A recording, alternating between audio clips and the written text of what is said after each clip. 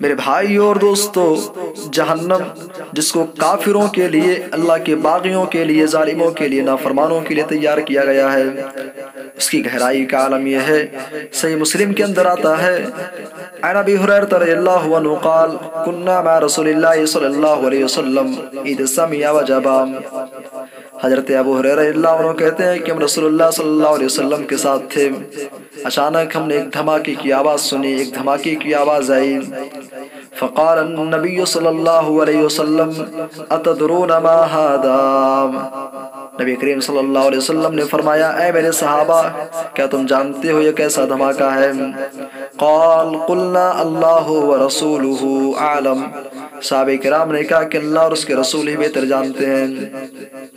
آپ نے فرمایا، ھذا حجر رمی بہ فی النار منذ 70 خریفا فہو یہوی فی النار الآن حتی انتہا الی قعرها۔ اے میرے صحابہ، یہ پتھر ہے جس کو 70 سال پہلے جہنم میں پھینکا گیا تھا، اب جا کر کے وہ جہنم کی تہہ میں پہنچا ہے۔